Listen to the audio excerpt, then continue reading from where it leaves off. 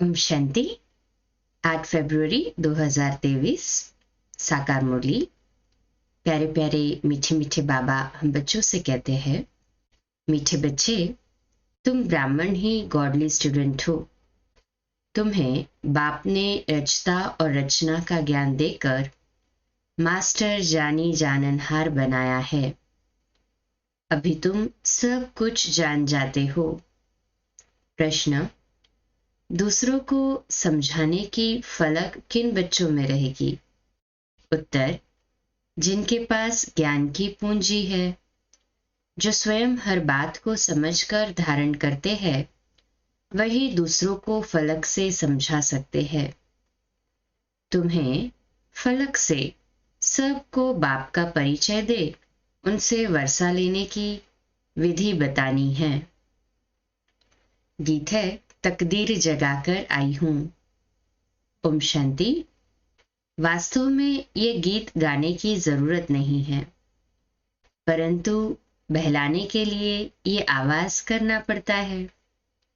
वास्तव में आत्मा को आवाज करने की दरकार ही नहीं है, क्योंकि आत्मा ओरिजिनली तो शांत स्वरूप है ना। आत्मा तो आवाज से परे निर्वाण धाम जाने चाहती है। बहुत बाजे गाजे तालियां आदि सुनकर आत्मा थकी हुई है, इसलिए अब बाप को याद करती है कि हे भगवान, मुझे ले जाओ। बच्चे जानते हैं ये बाप हमको समझा रहे हैं। जैसे घर में बाप और दादा दोनों बच्चे बच्चे कहते हैं, दादा ऐसे नहीं कहेंगे कि पोत्रे इधर आओ, दोनों ही कहेंगे बच्चे इधर आओ। यहाँ तो बाप और दादा साकार और निराकार दोनों इकट्ठे हैं। वास्तव में सभी मनुष्य मात्र का यह बाप और दादा है। तो जरूर परमपिता परमात्मा को सृष्टि रचने आना पड़े। तुम्हारा नाम बहुत अच्छा रखा हुआ है, ब्रह्मा कुमार कुमारियां। आबू में भी अधर देवी और कुंवारी कन्या के मंदिर है, तो एक कन्या तो नहीं होगी ना, जरूर बहुत होंगे। दोनों का अलग अलग मंदिर है। अधर कुमारी किसको कहा जाता है, कुंवारी कन्या किसको कहा जाता है, ये तो तुम ही जानते हो। ये है शिव शक्तियां। अंदर बहुत बड़ा मंदिर बना हुआ है, बहुत कोठरियां हैं, तो मंदिर तो साक्षी देता है कि कुमारियां और अधर कुमारियां बहुत है। चित्र जो बनाते हैं वह भी यादगार है जो होकर गए हैं। जैसे देवी देवताओं के चित्र है, जरूर होकर गए हैं। वे विश्व के मालिक थे, अब नहीं है। विश्व के रचता ने ही भारत को विश्व का मालिक बनाया। कैसे? सो अब प्रैक्टिकल बन रहे हैं। अभी कलयुग है, सतयुग है एक आदि सनातन देवी देवता धर्म। कलयुग में अनेक धर्म और अनेक प्रजा का राज्य है। तुम बच्चे जब सुनते हो तो समझाते हो, बाबा यथार्थ रीति ठीक समझाते हैं, परंतु कोई कारणवश हमको धारणा नहीं होती है, इसलिए औरों को भी धारणा नहीं करा सकते हैं। कोई न कोई विघ्न है। हम डल स्टूडेंट हैं, बाकी बाप तो बहुत अच्छी रीति समझाते हैं, धारणा नहीं होती है, हमारा डल है। बाकी टीचर तो बहुत अच्छा पढ़ा रहे हैं, स्टूडेंट की बुद्धि डल होगी तो क्या कर सकते। बाबा कहते अनेक मनुष्य अनेक धर्म हैं। 5000 वर्ष पहले भारत स्वर्ग था, बहुत थोड़े मनुष्य थे। सिर्फ सूर्यवंशी और चंद्रवंशी वह आत्माएं परमधाम से आई थी अपना पार्ट बजाने। बाकी सभी धर्मों की आत्माएं निर्वाण धाम में थी। अभी अनेक धर्म हैं, बाकी देवी देवता धर्म प्रायलोप है, तो जरूर फिर सतयुग बनेगा। परमपिता परमात्मा को ही आकर स्वर्ग रचना पड़े। भक्त जो भगवान को याद करते हैं तो उन्हों को भक्ति का फल देने के लिए भी यहाँ आना पड़ेगा। बाकी सबको वापस मुक्ति धाम ले जाना होता है और तो कोई वापस ले जा नहीं सकता। अगर एक भी गुरु गति सदगति का रास्ता जानता होता तो फिर उनके पिछाड़ी लाखों शिष्य भी जाते ना सदगति में। उन यात्राओं में तो जाकर फिर लौट आते हैं, परंतु मुक्ति धाम से फिर वापस आए ही क्यों? एक को रास्ता मिले तो सबको ले जाए। अगर किसी को रास्ता मिल जाए तो वहीं चला जाए, फिर आए क्यों वापस इस दुख धाम में? अब एक बाप आया है तो तुम सबको रास्ता मिलता है ना, मिल गया ना हम सभी को रास्ता। कहे हाँ जी बाबा, खुशी होनी चाहिए। सभी को दुख की दुनिया से छुड़ाते हैं, इसलिए इनको लिबरेटर कहते हैं। उस निराकार को आने लिए शरीर चाहिए, तो नई दुनिया को रचने लिए प्रजापिता भी चाहिए। रचना यहाँ रचनी है तो ब्रह्मा भी यहाँ का मनुष्य चाहिए ना। सूक्ष्म वतन से उतर नीचे तो नहीं आएगा। कहते भी है अभी ब्रह्मा की रात है, तो ब्रह्मा मुखवंशावली की भी रात है। अब अंत में बाप आए हैं दिन करने। ब्रह्मा की रात पूरी होती है तो बीके की रात भी पूरी होती है। प्रजापिता ब्रह्मा तो ठीक है, वास्तव में सभी मनुष्य आत्माओं का बाप परमात्मा को कहा जाता है। सभी उनको गॉड फादर परमपिता परमात्मा कहते हैं। सेंसिबल मनुष्य जब गॉड फादर कहते हैं तो कोई मनुष्य को याद नहीं करते। कोई तो कहते हैं वह ज्योति स्वरूप है, ब्रह्म है। ब्रह्मा विष्णु शंकर को तो ब्रह्म नहीं कहेंगे ना। तो पहले पहले परिचय देना है अपना कि हम बीके है। ब्रह्मा को भी परमपिता परमात्मा रचते हैं, फिर ब्रह्मा मुख से ब्राह्मणों को रचा। प्रजापिता है तो जरूर बहुत संतान होगी। इस रीति सीजरा बढ़ता जाता है।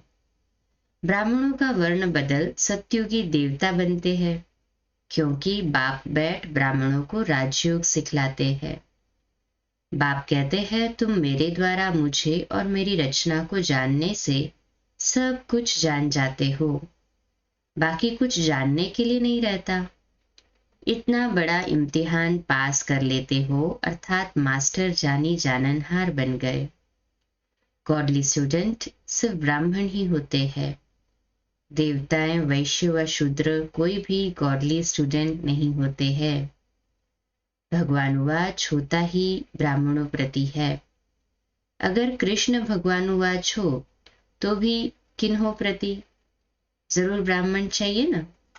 तो प्रजापिता द्वारा ब्राह्मण रचते हैं। रुद्र ज्ञान यज्ञ भी ब्रह्मा ही रचते हैं। कृष्ण ज्ञान यज्ञ तो कभी नहीं कहते। तो पहले पहले समझाना है कि हमको पढ़ाने वाला स्वयं परमपिता परमात्मा है, जो ही ज्ञान सागर है। वही हमारा बाप, टीचर, सदगुरु है। फिर इसमें कोई उल्टा सुल्टा प्रश्न उठाने की तो दरकार ही नहीं। कितना सरल और क्लियर है। इतने ढेर बीके है, कोई एक दो नहीं है। पहले पहले पढ़ाना ही अल्फ है। पहले शिव बाबा का परिचय देना है। अलफ अर्थात बाबा के परिचय बिगर मनुष्य तो कुछ भी जान नहीं सकते। उनको समझाना चाहिए कि परमपिता परमात्मा शिव ब्रह्मा मुख द्वारा ब्राह्मण रच रहे हैं। अकेला ब्रह्मा तो रचता नहीं है। ये पॉइंट्स धारण करने की है। बाबा के पास ज्ञान है तो तुमको डिलीवरी करते हैं, ज्ञान देते हैं ना बाबा हमको। तो तुम हो ज्ञान गंगाए। नशा चढ़ा हाथ ऊपर करे। सागर तो एक ही है ना, हम सभी ज्ञान गंगाए। ये ब्रह्मा भी ज्ञान कंठ करते हैं तो ये भी ज्ञान गंगा हुई। बाबा कभी कभी ब्रह्मा बाबा के लिए कहते ब्रह्मपुत्र नदी है। ज्ञान कंठ करने वालों को ज्ञान गंगा कहा जाता है। उसमें मेल फीमेल दोनों आ जाते हैं।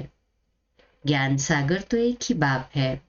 यहाँ देखो पानी के सागर को तो टुकड़ा टुकड़ा कर दिया है बाउंड्रीज की वजह से। ये हमारा पानी, ये हमारा हद, हुआ आपका हद, हाँ तो टुकड़ा हो गया ना।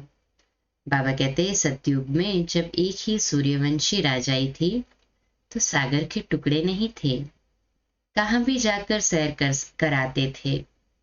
वहां कोई कह न सके कि मेरी हद में न आओ अथवा पानी न लो। यहाँ तो एक दो का पानी ही बंद कर देते हैं। कितने टुकड़े हो गए हैं। अब हम एक ही सचखंड स्वर्ग की स्थापना कर रहे हैं। बाप का भी विचार सागर मंथन होता है तब तो समझाते हैं ना। ब्रह्मा भी कहेंगे सभी जीव आत्माएं हमारे बच्चे हैं। आदिदेव अथवा आदम सभी का बाप है। ऐसे नहीं उस समय कोई मनुष्य नहीं थे फिर आदम ने आदमी पैदा किए, नहीं। निराकार बाप को पहले जरूर आदम में आना पड़े अर्थात ब्रह्मा बाबा में आना पड़े तब तो मुख वंशावली रचे ना। बाकी ऐसे नहीं कोई मुख से निकल आए व नासिका या पवन से पैदा हुए। ये सब है भक्ति की बातें। मनुष्य तो कचमच को भी पूजते रहते हैं। तो पहली पहली बात है कि आत्माओं का बाप कौन है। शिव बाबा है ना। कहे हाजी बाबा, वो जरूर स्वर्ग रचता होगा। अब तो नरक है ना। अभी हम स्वर्ग के लिए राजयोग सीख रहे हैं परमपिता परमात्मा द्वारा। ब्रह्मा भी उन द्वारा पढ़ रहे हैं। परमपिता परमात्मा सभी आत्माओं का बाप है। ब्रह्मा जीव आत्माओं का बाप है। हम उनकी मुखवंशावली ब्रह्मा कुमार और ब्रह्मा कुमारियां हैं। हमको ज्ञान फिर भी ज्ञान सागर बाप ही देते हैं। हम श्रीमत पर चलते हैं, वह तो नामी ग्रामी है। ब्रह्मा की मत मशहूर है। ऐसे कभी नहीं कहा जाता कि विष्णु भी उतर आए तो भी तुम नहीं मानेंगे। ये ब्रह्मा के लिए भी कहा जाता है। उनको ज्ञान देता है शिव। तुम भी श्रीमत पर चल श्रेष्ठ बनते हो। बाप समझाते हैं कि मैं आकर देवता धर्म की स्थापना करता हूँ। ये जो आर्य समाजी इतनी खिटपिट करते हैं उनको बोलो तुम देवताओं को तो मानते नहीं हो, उनको खंडन करने वाले हो। हम हैं देवी देवता धर्म के। तुम्हारा धर्म अलग, देवी देवता धर्म अलग है। हर एक को फ्रीडम है अपने धर्म में कुछ भी करे। मुसलमानों का धर्म अलग है। वो बहुत डिबेट करते हैं कि तुम ऐसे क्यों करते हो। वैसे हमारा धर्म आदि सनातन देवी देवता है। वैसे हमारा धर्म आदि सनातन देवी देवता धर्म है ना, उसका ही प्रचार करते हैं। तुम इन फ्यूचर क्यों करते हो, उन्हों को भी युक्ति से समझाना है। बाबा कहते हैं तुम इंटरफियर क्यों करते हो। जब हम समझाते हैं और कोई दखल अंदाजी करता है तो उसको समझा सकते भाई आप इंटरफियर क्यों कर रहे, पहले पूरा समझो, कोर्स करो, फिर आपका कोई प्रश्न है तो पूछो, ऐसे क्यों इंटरफियर करते हो। फ्यूचर तो हमारा ही बनना है ना, इन फ्यूचर हम ही देवी देवता बनने हैं, तो इंटरफियरेंस कर रहे हैं तो युक्ति से समझाओ। उनसे डिस्कस करने की जरूरत नहीं है। कोई इंटरफियर करे तो डिस्कशन डिबेट में नहीं जाना ज्यादा, उससे वह समझेंगे नहीं। जो भी कोई आए तो बाप का परिचय दो। हम बाप से वर्षा ले रहे हैं, तुमको भी लेना हो तो आ जाओ। बाप अमरलोक स्थापन कर रहा है, इसलिए तुमको पावन जरूर बनना पड़े। बाप कहते हैं इस रावण पर जीत जरूर पानी है। हम शिव शक्ति से ना जीत पा रही है। हमारा उस्ताद कैसे हमको जीत पाना सिखला रहे हैं। सो आओ तो हम तुमको समझाएं।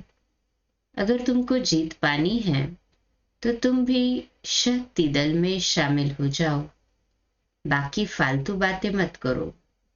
परंतु ये फलक से कह वही सकेंगे जिनके पास ज्ञान की पूंजी होगी।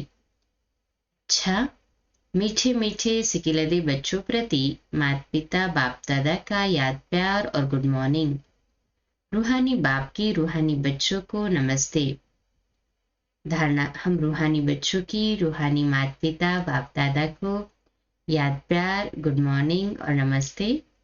वाह बाबा वाह, शुक्रिया बाबा शुक्रिया।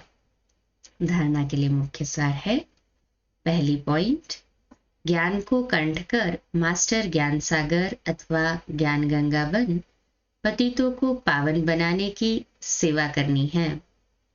दूसरी पॉइंट, हर एक को बहुत युक्ति से समझाना है, किसी से भी डिस्कस नहीं करना है, सबको बाप का परिचय देना है। अच्छा, आज का मीठा वरदान, प्योरिटी की पर्सनैलिटी और रॉयल्टी द्वारा बाप के समीप आने वाले देही अभिमानी भव।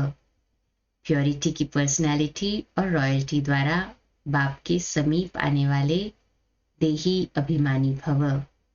तो आज का हमारा स्वमान लिखने और अभ्यास करने के लिए, मैं देही अभिमानी आत्मा हूँ, मैं देही अभिमानी आत्मा हूँ। इसका विश्लेषण है, जैसे शरीर की पर्सनैलिटी आत्माओं को देहभान में लाती है, ऐसे प्योरिटी की पर्सनैलिटी देही अभिमानी बनाए बाप के समीप लाती है। प्योरिटी की पर्सनैलिटी आत्माओं को प्योरिटी की तरफ आकर्षित करती है। प्योरिटी की रॉयल्टी धर्मराज पुरी की रॉयल्टी देने से छुड़ा देती है। इसी रॉयल्टी अनुसार भविष्य रॉयल फैमिली में आ सकेंगे। देही अभिमानी बच्चे इस यूनिवर्सिटी द्वारा बाप का साक्षात्कार कराने वाले रूहानी दर्पण बन जाते हैं। तो हो गए ना हम सभी रूहानी दर्पण, अपने चाल चलन नैनो मस्तक द्वारा बाबा को प्रत्यक्ष करने वाले। कहे हाँ जी बाबा। आज का स्लोगन, हर एक की विशेषता को देखने का चश्मा सदा लगा रहे तो विशेष आत्मा बन जाएंगे। हर एक की विशेषता को चश्मा, हर एक की विशेषता को देखने के लिए विशेषता का चश्मा सदा लगा रहेगा तो जैसी दृष्टि वैसे सृष्टि होगी और वैसे ही हम बनते जाएंगे। तो हम भी कैसे बनते जाएंगे? विशेष आत्मा बनते जाएंगे। अच्छा, मातेश्वरी जी के अनमोल महावाक्य है। पहली पॉइंट, अपना ये जो ईश्वरीय सत्संग है कॉमन सत्संग नहीं है, यह है ईश्वरीय स्कूल कॉलेज। जिस कॉलेज में अपने को रेगुलर स्टडी करनी है, बाकी तो सिर्फ सत्संग करना, थोड़ा समय वहां सुना, फिर तो जैसा है वैसा ही बन जाता है, क्योंकि वहां कोई रेगुलर पढ़ाई नहीं मिलती जहां से कोई प्रालब्ध बने। इसलिए अपना सत्संग कोई कॉमन सत्संग नहीं है, अपना तो ईश्वरीय कॉलेज है जहां परमात्मा बैठ हमें पढ़ाता है और हम उस पढ़ाई को पूरी धारण कर ऊंच पद को प्राप्त करते हैं। जैसे रोजाना स्कूल में मास्टर पढ़ाए डिग्री देता है, वैसे यहाँ भी स्वयं परमात्मा गुरु पिता टीचर के रूप में हमको पढ़ाए सर्वोत्तम देवी देवता पद प्राप्त कराते हैं। इसलिए इस स्कूल में ज्वाइंट होना जरूरी है। यहाँ आने वाले को यह नॉलेज समझना जरूर है। यह कौन सी शिक्षा मिलती है? इस शिक्षा को लेने से हमको क्या प्राप्ति होगी? हम तो जान चुके हैं कि हमको खुद परमात्मा आकर डिग्री पास कराते हैं और फिर एक ही जन्म में सारा कोर्स पूरा करना है। तो जो शुरू से लेकर अंत तक इस ज्ञान के कोर्स को पूरी रीति उठाते हैं वो फुल पास होंगे। बाकी जो कोर्स के बीच में आएंगे वो तो इतनी नॉलेज को उठाएंगे नहीं, उन्हों को क्या पता आगे का कोर्स क्या चला। इसलिए यहाँ रेगुलर पढ़ना है, डबल अंडरलाइन।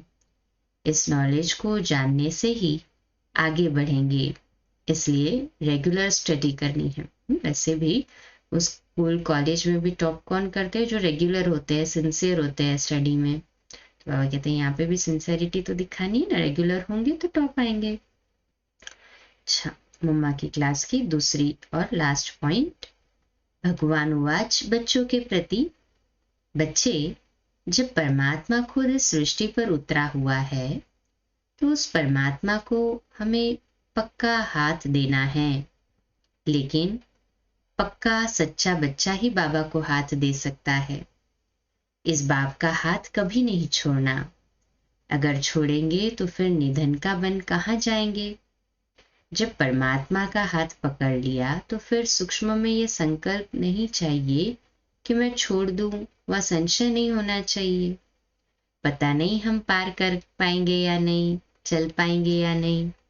कोई ऐसे भी बच्चे होते हैं जो पिता को न पहचानने के कारण पिता के भी सामने पड़ते हैं और ऐसे भी कह देते हैं कि कोई को तो परवाह ही नहीं है, कोई को हमारी परवाह ही नहीं है, ऐसे मायूस हो जाते हैं।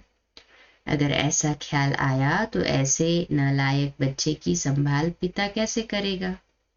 फिर तो मानो कि गिरा, क्योंकि माया तो गिराने के लिए बहुत कोशिश करती है, क्योंकि परीक्षा तो अवश्य लेगी कि कितने तक योद्धा रुस्तम पहलवान है।